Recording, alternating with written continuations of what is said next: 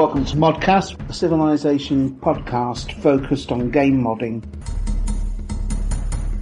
Rob, R8XFT. Vice Virtuoso.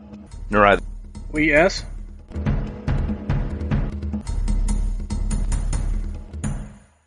Welcome to ModCast 73 with me, Rob, R8XFT. Joining me today are... Vice Virtuoso. Yes. Neither the Forgiven. To quit act.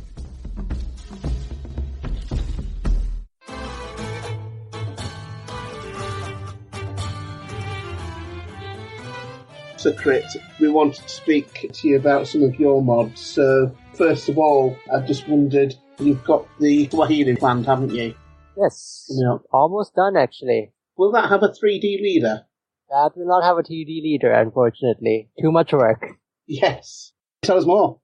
Unique ability is coral construction. Districts in coastal cities receive a major adjacency bonus from city centers and a standard bonus for being adjacent to a harbor, plus 30 production towards traders. Their unique building, the Pillar Tomb, which replaces the monument on Great Merchant Point for every 2 districts adjacent to the city center. 1 district adjacent to the city center, you still get 1 Great Merchant Point. And unique unit is the Jahazi, a naval support unit which doesn't replace anything. Deluxe in the medieval era, plus 1 food, plus 1 production to all coastal tiles adjacent to it, and the units can heal outside friendly territory. That's different. So then you've got this kind of strategic choice here where you have to ask, do I leave this thing at home, or do I send it off with my fleet? You do, although it usually leans towards keeping it home because the price increases for each one you build, and this thing can't defend itself. Right. So if you lose one, then you have to build another one, but now it's more expensive. That would make sense. If you had more than one of these units in the same harbour, would the advantages stack? Advantages actually do stack. That's not broken at all. Unfortunately, I couldn't figure out how to not get it to stack. That's a good thing in some respects, but I suppose it depends. If the ship is in a tile, can a worker still work that tile? Yeah, the workers can still work the columns. I thought that was the case, okay. So that's where your scaling costs come in, though. Yes. If somebody really wants to turn their water into teeming fishing locations, then they're going to need to spend a lot. But where I see this going is I have, say, a 1-tile island city. Then I could actually maybe put 3 of these in the waters. And Very productive. Very productive and maybe viable, right? Yeah. That sounds like it would go a long way to negate how weak island and coastal cities seem to be in this game. Clearly, I'm going to have to pillage this code for the Inuit. Right. No, that's a good point. The Civ is all about coastal cities. The downside, if you will, of being a really powerful seafaring people is that you have to be on the coast. Yeah. Most of the abilities really, like the Jahazi is obviously used to Civ and don't have a coastal city. Right. The major part really works if your city is directly on the coast, so if you 1 tile inland, that doesn't work. It's powerful, but you really do need to be on the coast, and that means Norway can come and kill you. Yeah, you really want to be on an islands map, but not one with teeny tiny little bitty islands, sort of mid-sized islands. Because if you're on a Pangea, you're probably not going to get much benefit out of it. Yeah, that tends to be one of the things you really have to keep in mind with a naval focus civ or coastal focus civ is that many players like playing Pangea only, so you have to consider how strong it will be on not only islands, but continents and Pangea maps.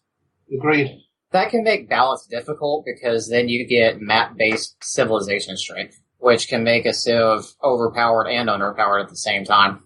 And I mean, that's always going to be a thing. There's always going to be civs that are better on a big land mass. To get the most out of the abilities, you go, oh, I'm going to play Civ X. Let's do it on a small continents or a archipelago, however you pronounce that. Rather than on a giant Pangea. If I play it on a giant Pangea, I'm probably going to get stuck in the middle of the Pangea and I won't be able to get any advantage out of its abilities. I'm not saying that it's bad or anything. I'm just saying it kind of leads you to say, don't make the Pangea choice, basically. Right. Yeah, we kind of had that with the Tlingit as well. We tried to build a civ that had a coastal bonus that then translated into a land bonus so that you could use them on a Pangea map because they were a totally aggressive civ with, if there was no coast, then would they be just a nothing civ? The key to it, I think, is if you want it to be a coastally focused civ, you might want to just keep it to, say, one or two of the uniques and make some of the other uniques focus completely unrelated to it. It might make the Civ slightly less focused and coherent, but it makes them more well-rounded and balanced. So it's that trade-off. Now, just to clarify here as well, Secret, you said that was the civilization bonuses? Yes. So what's your leader got in store for us? The leader is even more coastal bonuses, honestly. It's adopted harbor district because the thing, it's so, Kilova so the Swahili are so dependent on coast, it's like, you really only want to settle on coasts. So there's a problem where like, you only get +1 housing from coastal cities, which is not really comparable to like, rivers and all that. So I gave the ability based off the fact that he built a really big, gigantic palace on the coast. The ability gives you the harbor district +1 housing and +2 culture, more housing and more culture if you build it adjacent to a city center. Was there any reason why you chose to make this the Swahili rather than the Kilwa Sultanate, which is, I'm guessing, the equivalent that you did in Civ 5? I feel like Civ 6 tends more towards blobs. In like Civ 5, we did a lot of Civs. We really tried to differentiate them by having like really, really specific names. Yeah. The Civs, but like Civ 6, we have alternate leaders. So like if someone really, really wants to do Zanzibar, instead of having to make an entirely new Civ, they can just make an alternate leader for this one. Yeah. And I mean, the benefit with the multiple leaders is somebody can come along and even yourself, right, and take your Swahili mod and make a leader that is very uncoastal focused. And then players have the choice, right? Well, that would be an interesting mod if you could actually get into the map and then make the choice. And I'm assuming that the agenda is kind of merchant focused. Great people focused. Okay. It's a combination of Pedro and Aminatore. He dislikes civilizations which compete for great people if they don't develop the cities, but admires civilizations that have the maximum number of districts in most cities and is home to many great people. Another example of that from your mod's secret, I'm looking at Senesret of Egypt, where he likes civilizations with many wonders and a strong army, but hates civilizations with many wonders and no army. He's basically going to ignore you if you don't have a lot of wonders. But once you have wonders, then you're on his radar, but then he punishes you for getting lazy. He wants to see a great civilization, not a decadent one. I think the more we can try to make nuances in the agendas, the better they'll be. Yeah. Rangham with Siam was a new era for Civ 6 because it was the first real animated talking leader, so that must have been tricky to do. After Zaria Hob, it actually wasn't too hard. It was more just time texturing and modeling and all that. Okay. It would have been impossible for me, but for you, I guess. It's actually pretty surprising because if you can do standard models for Civ 6, so like if you know enough to do improvement models or unit models, you technically know enough to do animated leader models. Okay. The basics are really the same. The main thing is, of course, the animations. That's not hard either because, at least if you're working with Blender, it's a simple matter of exporting the animation as an FBX file and just importing that in the asset editor. And it works. Yeah. If you had to estimate how much additional time it took in the development of the mod to make this animated voice and, frankly, gorgeous-looking leader, how many hours would you say that it actually added to the development time of the mod? Rough estimate, at least. I did do the leader separately. I think it took me about a month total. I mean, I wasn't working all the time. Working time, I'd say it added maybe a week and a half. There might be things that you feel you could improve on, and that's good. That's very good. But my worst feeling about Civilization 6 modding is that you took the highest high of bar of Civilization 5 modding, and then you pushed it up a little bit and said, okay guys, this is the baseline, let's go. Yeah. You've already got a model that you created yourself, with animations you created yourself. There's one thing though, honestly, despite what I think we all say a lot about saying sarcastically this is the most moddable Civ when it's not because the lure doesn't quite work yet.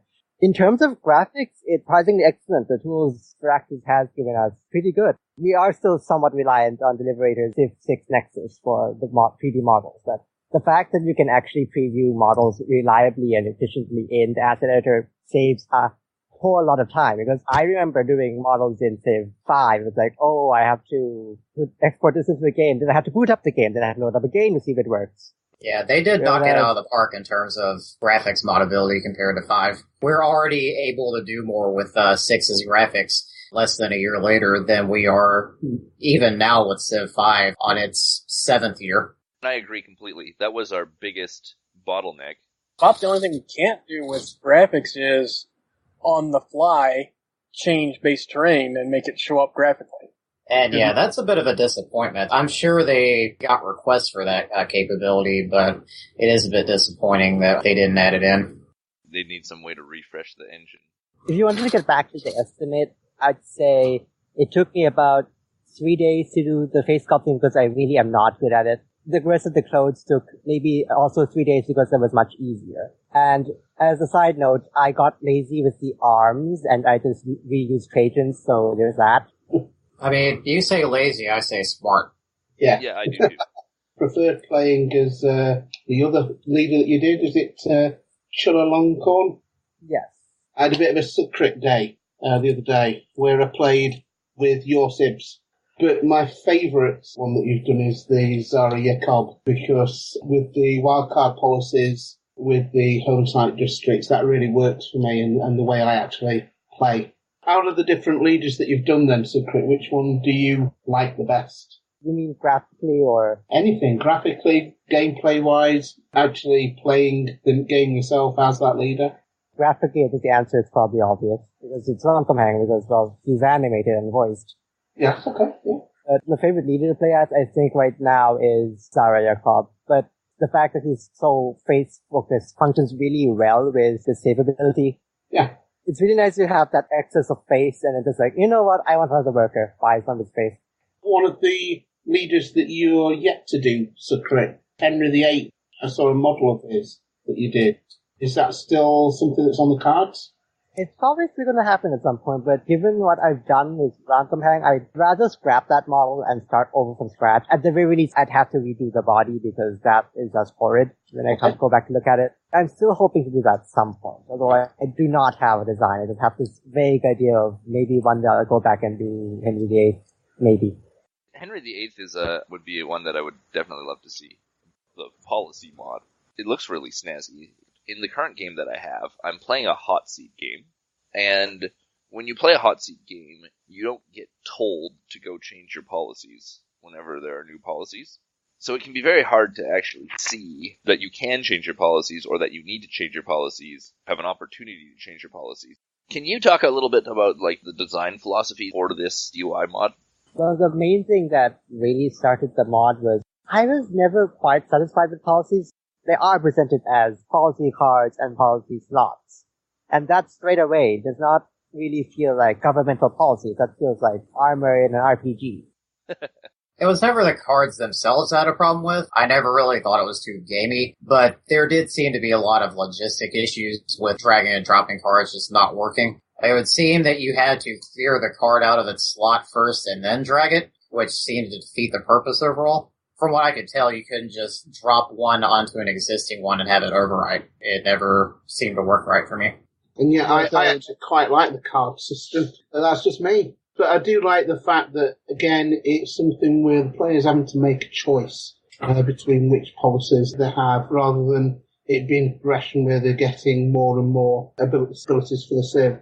They have to make a choice. Shall I have something that's going to speed up the building of my walls for a while I'm building up my defences, or do I have +2 culture and capital or whatever?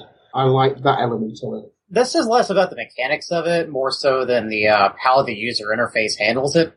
Yeah. Which is what the policy manager is trying to alleviate. Yes. Yeah, it doesn't actually change how the policies work. It just changes how they're presented to the player. Yeah. That's the thing. So you think about them differently. Yes, that's the two things that started me wanting to make that mod. The fact that, one, cards felt really gamey. Two, well, the fact that they presented as cards is really gamey. And two, the fact that dragging sometimes just is stupid. And I decided to change that by making that policy manager screen where you just click. That's a bit more reliable. While you do keep the slots, I don't keep the cards. I don't call them cards. I mean, the rest of the game still calls them cards, but I don't call them cards in the UI. Right. For me, at least, personally, it's a bit less like I'm dragging something into an inventory slot. It feels a bit more like I'm picking a governmental policy from a set of options. And again, that's one other thing that changed is that I added flavor tooltips to all of the policy cards. Oh, excellent. It says the policy name, this is what it is, sort of. I think that's my favorite part of the mod is the flavor text. I could read you one of them, for example. Urban planning. While the narrow and winding alleyways of our burgeoning towns are quaint, they aren't particularly good examples of city planning. Laws on urban planning will bring order to our cities and increase productivity, plus some production in all cities. And I'm going to just go there and say the RP factor, I think, will help players, because one of my big problems as well, and you've definitely worked with this, is where you have this merchant slot. In the base game, you have kind of almost like one and a half, 2 screens full of just card after card after card after card after card after card after card, and you have to somehow figure those out.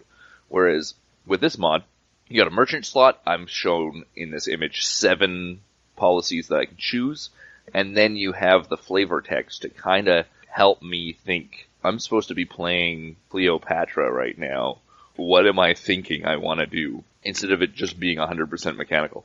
That was the idea behind the mod, and that was what I was trying to do. Just make it feel as gamey and make it so I didn't get frustrated every time I dragged the policy over and just didn't click. Right. And just add that missing flavor. As one of the frontrunners of Civilization 6 modding, I'm really impressed by how you and JFD kind of set the tone for the future of Civilization by producing mods like your Lorenzo mod, where you created a leader for JFD's mods, and kind of set this new precedent that says we don't have to fight over who gets to build which civilization, as long as the civilization is well built, of course, but rather that we can just build more leaders for existing mods and kind of have this new era of harmony. Yeah, stops that argument as well, doesn't it, of, well, I would have had such and such a leader as the leader if I'd have done that civilization. They can simply create the leader. Yep. And it also allows for much easier leader representation, since you only have to come up with up to 2 uniques for a leader if they already have an existing civilization to attach them to, and oftentimes just 1. So generally, if you can make art for a leader, you can get them in the game pretty easily. Yeah. You might not be able to animate it and voice act it, but... When Secret's known very well for obviously his Civs and the other creations, sometimes it's easy to forget that he also has done the UI mods as well. So yeah, there's such a wide range of things. And one of the things that as well makes him kind of stand out is the fact that he can do just, well, everything really. He doesn't rely on anybody else for help. He can do it all. And that's really where you need to be, I think, if you want to bring out a mod in an ideal world. That's just my opinion. I can't do it all, so I rely on other people. Except yeah. There's nothing wrong with that. It's great if you can actually do it all yourself without having to keep asking people for little bits of snippets of code, etc. Civcrit, I think, is in that lane at the moment. I can't think of anybody else that is. Certainly something to aspire to, I think, if you are wanting to get into modding seriously. That's the direction, ideally, you need to be going in. It doesn't hurt that I'm actually studying this stuff. I am majoring in game development. That helped. It shows. They didn't have that when I was your age, so, many computers when I was your age, but there we are. Even if some of the mods aren't visually great yet, at least they're having a go at modding. They're getting in the role, and the only way you can actually get better is by keep trying. If everybody looked back at the first models that they did, right, and I'm definitely in that group, I'm like, oh my god, and I thought at the time that might be good. People can improve, and it's all part of the journey, isn't it? So, what sort of programs do you use to create your art? Well, 2D stuff is all Photoshop. For Civ 6, you technically can model in any program, and of course the smart ones people usually use are Maya or 3ds Max. But there's also Blender, which is an alternative to that, and it's free. And if you're going to mod for Civ 6, you probably will go through Blender anyway, because right now, to get models into Civ 6, we are reliant on the Liberator's tools, which do expect you to use to use Blender. That's my base modeling tool, and that's what I use for animation and all that as well. If you're going to do leader heads, you'll probably want to get into sculpting, in which case it's expensive, but best choice is ZBrush. What I use to sculpt Malcolm Hank's face and add all the wrinkles to his clothes and all that. Because games are rendered in real time. Yes. It means that computers can only handle so much data. The poly count is what we use to like count how much detail a 2D model has. Yes. The poly count on models like that is usually absurdly high, like probably crash. Yeah. The reason people use Blender and Maya and 3D Max is because you want a reasonable amount of tries, and with those programs, one of the polys, you'd have to remake the model with less detail, so then you can convert detail into textures. Somewhat time-consuming process. What I usually do is I go the other way, so I make a low poly in Blender, so very little detail. Then I go into ZBrush and then add the detail there. I have a low poly and one with a lot of detail that the geometry almost matches exactly, because I'm ZBrush to add like detail and like wrinkles and all that. So it's a lot easier to transfer the data over. Yeah. Easy if you know how. And you produce all the textures in Photoshop? For texturing, I use a program called Substance Painter, which is easier than Photoshop actually, because you actually can paint right on the model. You load the model into the program, and then you're like, I want this to be gold. And then you paint it gold. The end. Then you just export the textures, and you have all the maps that you need for Civ. So that can actually paint using something that would already simulate the texture, so you don't have to draw in every detail by hand, for example, right?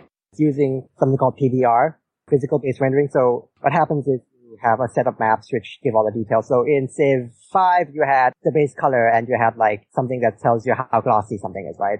In Civ 6, you have the base color, you have a map that says how glossy something is, and then you have a map that says how metal something is, which is weird, but it's sort of how it works. And if you're gonna do Civ 6, if you wanted to get that amount of detail you would have in Photoshop, you'd have to do 3 separate maps and make them match properly. But if you do that in something like Substance Painter, all you do is you just paint gold, and it literally defines all 3 of those maps for you at the same time. Right. As soon as you paint gold onto something, it makes it yellow, it makes it metal, and it makes it very, very smooth. Yeah, it sounds much easier than what I expected it to be, but still a fair bit of work. Even if you just want to do building and unit models, it's something I highly recommend if you expect to be doing this somewhat regularly, because it is a lot easier trying to fiddle around in Photoshop. Is that something that you would recommend using if somebody wants to do a reskin, for example, of a unit? Oh, if it's just a reskin, it's overkill, honestly. Because reskins usually is just changing the color, right? Yeah. If you want to do something like change the material, like, this guy has a wooden shield and you want to make that all metal and add a coat of arms to it, then that's maybe where you can get some use out of something like Substance Painter. If you look it up, I think you'd be impressed. Yeah, I will look it up. And actually, it's also a plugin for Photoshop called Pixel that does something similar. That's pretty cool. Is it expensive?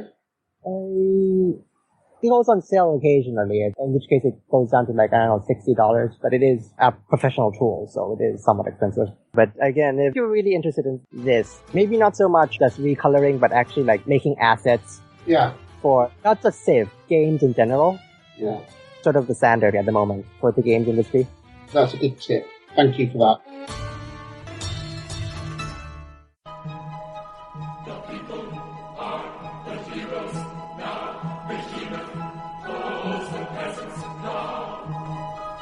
The comments that we've received on the threads on Subfanatics following the ModCast that we've had previously. We've had Senshi, I can't even pronounce his name, Sensi, you know, we know who Sensi is. Senshi Denshi, yep. Yeah, said that he'd caught up with the new season of the cast and Lee and Narai give me life. Obviously, Vice and myself don't. Well, yeah, sorry. On the last one, Shaglio had said, another great show. I specifically enjoy listening to how you guys overcome the various modding obstacles you encounter as you transition from Civ 5 to Civ 6. Yeah, I think that's quite interesting that we do actually talk about our modding obstacles quite a bit. And one thing that we've said before, which is really good this time round, is that a huge chunk of the crowd that was around for Civ 5 have moved on to Civ 6 now and are creating some stuff for that. So that's good to see. And also, Grey Tiger, thanks for the comments about it being an interesting episode. So for the future ones, please add a comment, let us know what we're doing right, what we could do differently. If you've got any questions for the next show, that would be a good point to put in there, because then we can maybe answer the questions with the guests that we've got coming up. You realize you just asked everyone to put a comment at the bottom saying, please talk about my new mod? Yes, but if they're going to do that, great. We would love to. We just caution you that we're honest. Okay. Well, there is that, isn't there? We will make that caution. But we won't be quite as honest as Steam. Yeah. We're like everybody else. Some days we feel like we know what we're doing, and some days it's like, huh, what? Yeah, I would agree. Every day, though, we learn a little bit more about how the game actually works. And then there's a patch, and we have to learn it all over again. That's right. The way somebody writes the script, works out what to do, and then copies what he did. I do think that's probably the most difficult part of modding right now, is that the game is still in a pretty active patch cycle compared to Civ 5, which has been feature complete to Firaxis for years now. Right. So we're now currently having patches that will happen out of nowhere and suddenly break several mods. Right. And so keeping on top of that and figuring out what's changed, what you have to do to make your mod work again, that's proven difficult.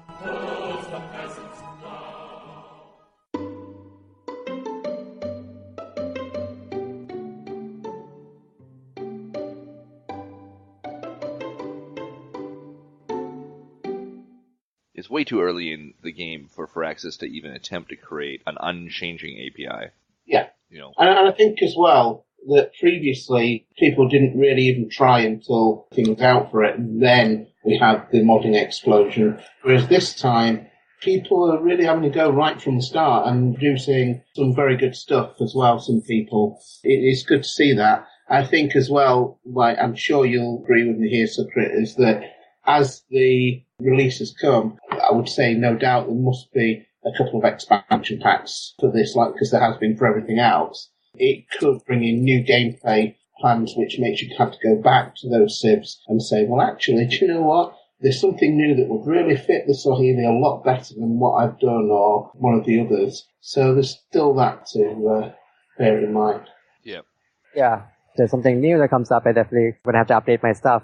I think a big thing about the Civ 6 modding community is that much of the Civ 5 modding community migrated to it.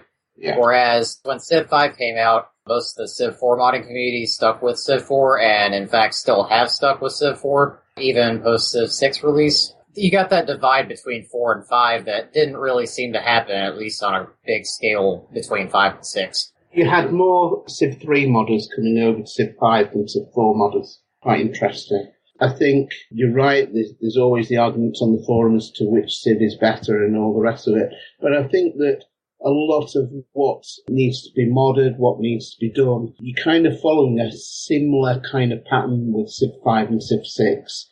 You know, it's XML, full screen leaders, etc. There are similar sort of things that you need to do, I think. If you can mod Civ 5, you've got a good head start on modding Civ 6, I would say. The only thing you really need to learn is the modifier system, I think. Yeah. One of the great things about the modifier system is that it's made people like myself who weren't really that good at Lua, you know, some of the other languages that were used by some of the better modders, it makes certain effects a little bit more accessible. Now that I've actually done a fair bit of work with modifiers, now that I've released a full Civ, I'm actually pretty impressed with what you can do with them. Mm. I was able to make a unique ability in which a specific type of unit standing on a specific district type grants bonuses to a specific class of unit within 4 tiles. I was almost positive I'd have to use Lua for it, but I was able to do it entirely via modifiers, which impressed me to no end. And the fact that that system is easier to learn than, or seems less daunting than to learn Lua, makes it even better, I think. Speak for yourself. I would just love to just do it all in Lua. I will say, as someone who has unique abilities that are multiple thousands of Lua lines, it honestly did not feel much less difficult to learn modifiers. You still have to apply the logic to them, and you have to trace how each modifier applies to each thing it's supposed to modify. Some of the restrictions are still very similar to how scripting code would work.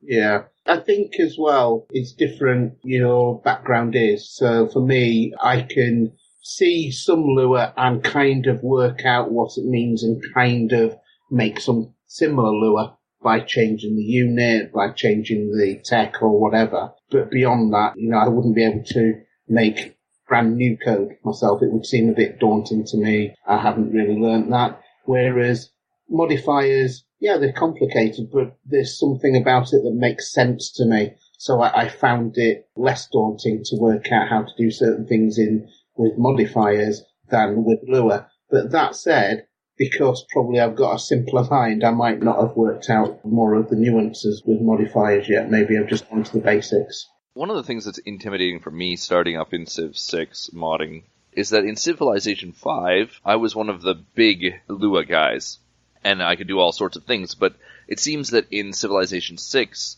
either the rest of you guys, or just the nature of the game, has required a higher level of knowledge of SQL, a higher level of knowledge of Lua.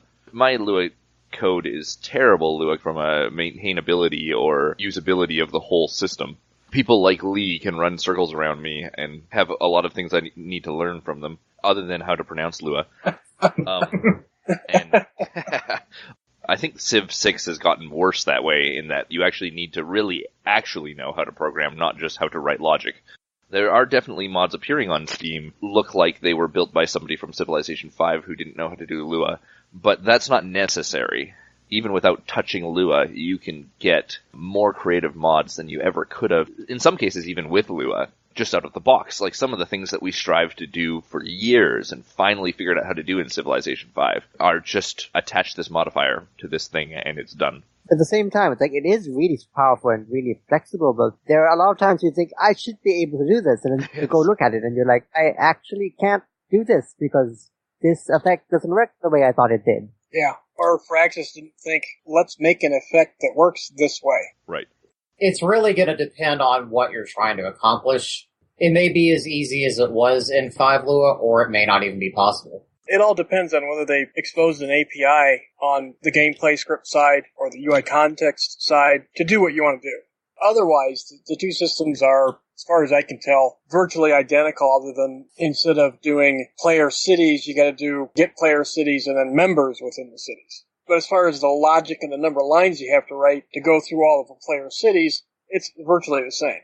The problem you run into, of course, is that since they went heavily with the modifiers, there's a lot of things that on the gameplay scripts you can't do because they didn't add the method. The most important thing I think they should add to Lua gameplay script side would be a function that can set an object to have a modifier through Lua. Like if there's set has modifier for player, for unit, for city, etc., so forth. If we were just able to give any modifier to anything just with a specific Lua function, that would open up an entire new world of things. I think that would be the single biggest modding change you could do right now. Support the ongoing Polycast Patreon campaign. Collective achievements. Personal incentives. Month-to-month commitment. For more information, visit thepolycast.net/Patreon.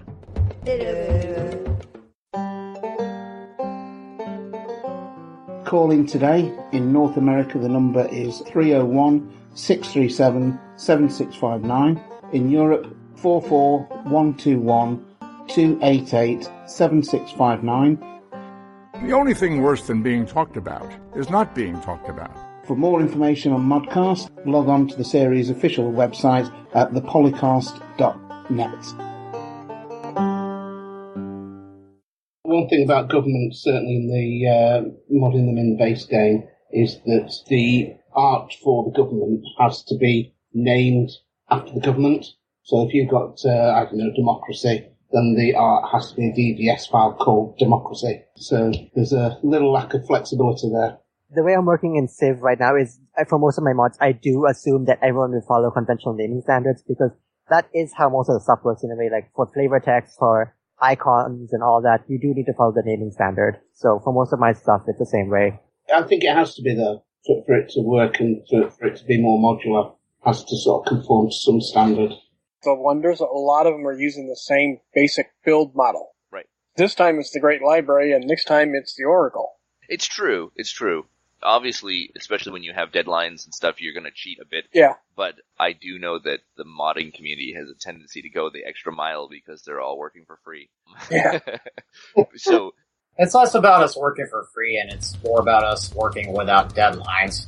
Like, we could spend months on end on a single model if we'd like to, but Firaxis wouldn't have that luxury. They've got to make releases. Thank you for listening to ModCast 73. I'm Rob R8XFT. With me today were... Vice Virtuoso? Lee S. Nor the Forgiven.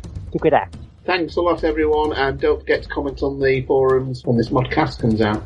Take care.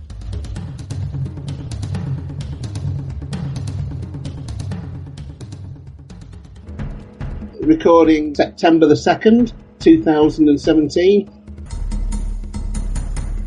Civilization 4 and 5 sound clips, copyright Take-Two Interactive. Copyright Civilized Communication at civcom.net.